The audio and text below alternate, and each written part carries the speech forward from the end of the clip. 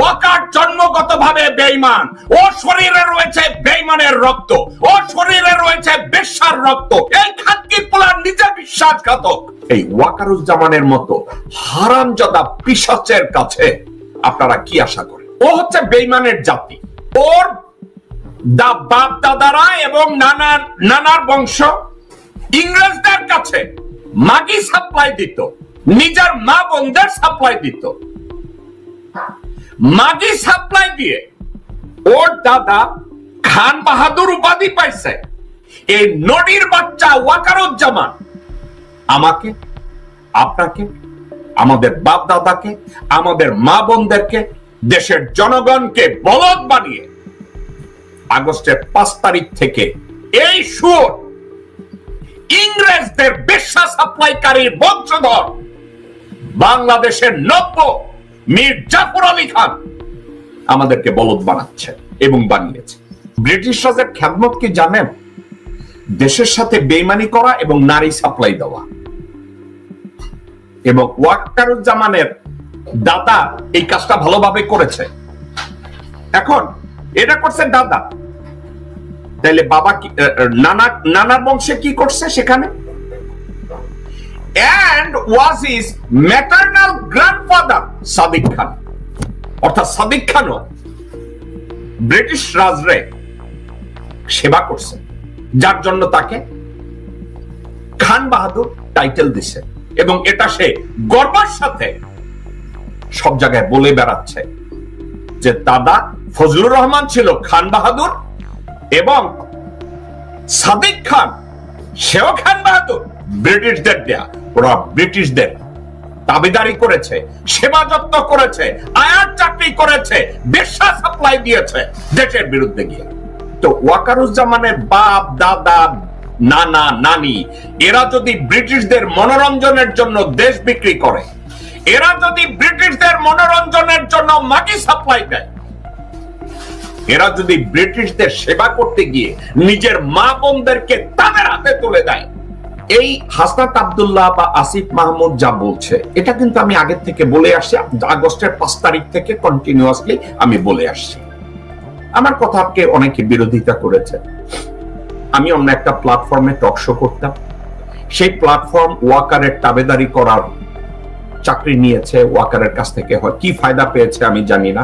যে প্ল্যাটফর্মে আমি কথা বলতাম, যে প্ল্যাটফর্মে আমি কথা বলতাম দেশের জন্য, যে প্ল্যাটফর্মে আমি কথা বলতাম দেশের ২০ কোটি মানুষের জন্য, যে প্ল্যাটফর্মে আমি কথা বলতাম নিজের জীবন উৎসর্গ করে দেশটাকে বাঁচানোর জন্য, আমি যে মুহূর্তে দেখলাম এই অনলাইনের প্ল্যাটফর্মটা ওয়াকারের সুপারি খেয়েছে, আমি সরিয়ে নিয়ে আপনাদেরকে হুঁশিয়ার করা শুরু করেছি। এই প্ল্যাটফর্ম থেকে হুঁশিয়ার থাকেন, এই মানুষগুলোর থেকে হুঁশিয়ার থাকেন, জেনারেল ওয়াকারের থেকে আপনারা হুঁশিয়ার থাকেন, আসিফ নজরুলের কাছ থেকে আপনারা হুঁশিয়ার থাকেন। ডে ওয়ান আমি বলেছিলাম ডক্টর মোহাম্মদ ইউনূসের পাশে জেনারেল হাফিজ, মেজর জেনারেল ফেরদাউস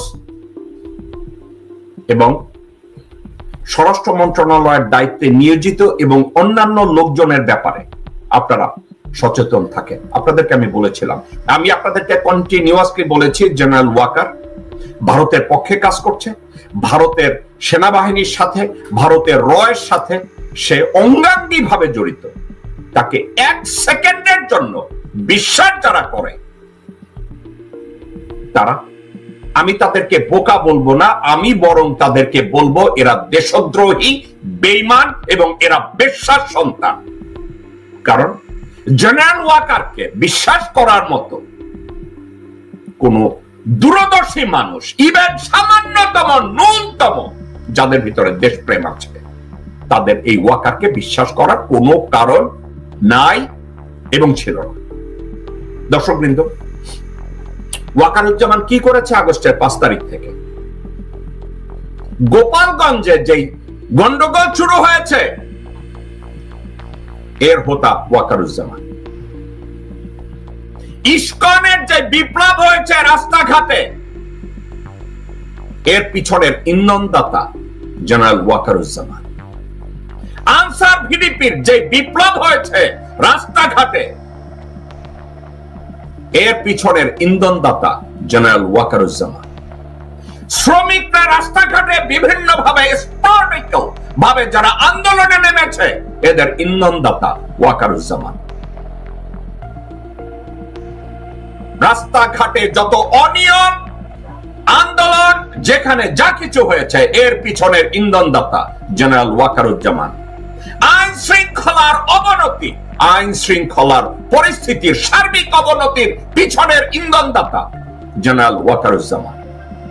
ডক্টর মোহাম্মদ ইউনূসের পাশে আওয়ামী এবং চেতনা সম্পন্ন যেসব লোকজনদেরকে উপদেষ্টা বানানো হয়েছে, এসব অ্যাপয়েন্টমেন্ট এসছে ওয়াকারুজ্জামানের কাছ থেকে। সংবিধানকে, এই ৭২-এর বস্তাপচা সংবিধানকে যারা সমুন্নত রাখতে চেয়েছে, তাদের পিছনের ইন্ধনদাতা ওয়াকারুজ্জামান। বাংলাদেশের সার্বিক পরিস্থিতি যত জায়গায় ধ্বংসযজ্ঞ চলছে, তার প্রত্যেকটা জায়গার ইন্ধনদাতা জেনারেল ওয়াকারুজ্জামান। অর্থাৎ সর্বজন শ্রদ্ধেয় ডক্টর মোহাম্মদ ইউনূসকে সামনে রেখে ডক্টর মোহাম্মদ ইউনূসকে আনস্টেবল করার জন্য তাকে বলেছে মিলিটারিকে যেন ম্যাজিস্ট্রেসি পাওয়ার দেওয়া হয়। ডক্টর মোহাম্মদ ইউনূস তাদেরকে ম্যাজিস্ট্রেসি পাওয়ার দিয়েছে। ওনাকে রীতিমতো ডানে বায়ে করে দেশের পরিস্থিতিকে জঘন্য করে কিভাবে করেছে, দর্শক বৃন্দ আপনাদেরকে বলি, মনোযোগ দিয়ে শুনবেন।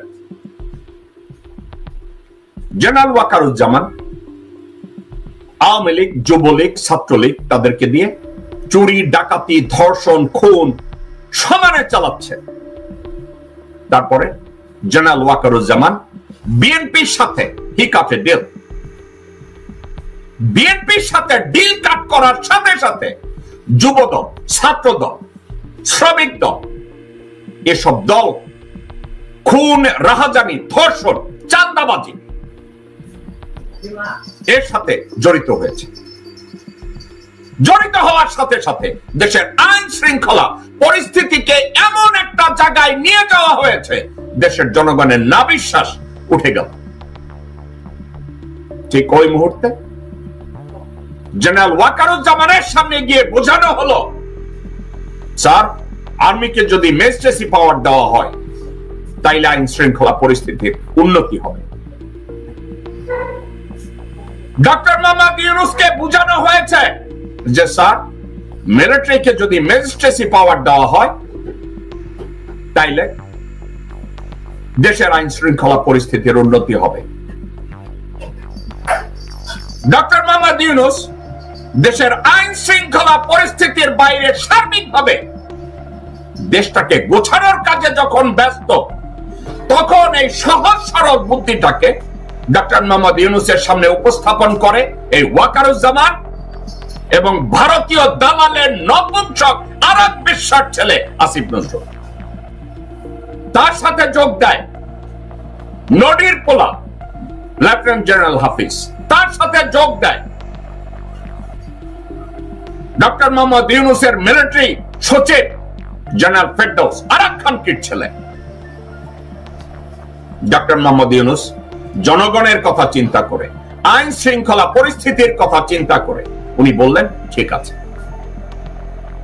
দেশের আইন শৃঙ্খলা পরিস্থিতি রক্ষা করার জন্য তাদেরকে মিলিটারি ম্যাজিস্ট্রেসি পাওয়ার দেওয়া হলো। কিন্তু ম্যাজিস্ট্রেসি পাওয়ার দেওয়ার পরে একটা জিনিস ডক্টর মোহাম্মদ ইউনূস, আমি জানি না কাকে দায়িত্ব দিয়েছিলেন, আর্মির ম্যাজিস্ট্রেসি পাওয়ারকে সুপারভিশন কে করবে? আর্মিকে ম্যাজিস্ট্রেসি পাওয়ার সুপারভিশন করার জন্য ডক্টর মোহাম্মদ ইউনূস যদি প্রতিরক্ষা সচিব হাফিজকে, প্রতিরক্ষা তার যে উপদেষ্টা হাফিজকে দায়িত্ব দিয়ে থাকে, তাহলে শিয়ালের কাছে মুরগি বর্গা দেওয়া। কারণ লেফটেন্যান্ট জেনারেল হাফিজ হলো ওয়াকারের চাকর, ওয়াকারের ইন্ধনদাতা, ওয়াকারের সহকারী, ওয়াকারের রিসোর্স। জেনারেল হাফিজ ডক্টর মোহাম্মদ ইউনূসকে কন্টিনিউয়াসলি ভুল বুঝিয়ে এই ম্যাজিস্ট্রেসি পাওয়ারকে জাস্টিফাই করে ওনাকে মিসগাইড করা হলো। ডক্টর মোহাম্মদ ইউনূস বুঝেও হয়তো না বোঝার ভান করলেন একটা কারণে, কারণ একই সাথে সবার সাথে বিদ্রোহ করে উনি কিছু করতে পারবেন না। উনি ধীরে ধীরে ব্যাপারটাকে আমলে নিয়েও সচেতন ভাবে সামনে এগোচ্ছিলেন। দর্শকবৃন্দ, ডক্টর মোহাম্মদ ইউনূস ভালোভাবে বুঝেছিলেন যে তাকে আয়না ঘরে যেতে দেয়া হচ্ছে না। ডক্টর মোহাম্মদ ইউনূস খুব ভালোভাবে বুঝেছিলেন ম্যাজিস্ট্রেসি পাওয়ার দেওয়ার পরেও তারা অ্যাক্ট করছে না। ডক্টর মোহাম্মদ ইউনূস ভালোভাবে বুঝেছিলেন নপুংসক, অযোগ্য, অথর্ব কিছু লোককে উপদেষ্টা বানানোর রিকমেন্ডেশন দেওয়া হচ্ছে, রাষ্ট্রদূত করা হচ্ছে, তার স্পেশাল সহকারী করা হচ্ছে। দর্শকবৃন্দ, আপনারা অনেক উপদেষ্টার কথা আপনারা জানেন যেসব অ্যাপয়েন্টমেন্ট ডক্টর মোহাম্মদ ইউনূস দেননি। আপনারা শুনে থাকবেন মনির হায়দারের মতো ডিজিএফআই কুত্তার বাচ্চা ওয়াকারের নিযুক্ত, রাষ্ট্রদূত করেছে মুশফিক ফজল আনসারী ওয়াকারুজ্জামানের নিযুক্ত, চুপ্পুর নিযুক্ত। এসব বেঈমানরা, ফারুকি, আসিফ নজরুল, এরা হচ্ছে ওয়াকারের নিযুক্ত। আমি ডে ওয়ান থেকে আপনাদেরকে বলে আসছি, আপনারা পাল তুলে দিয়েছেন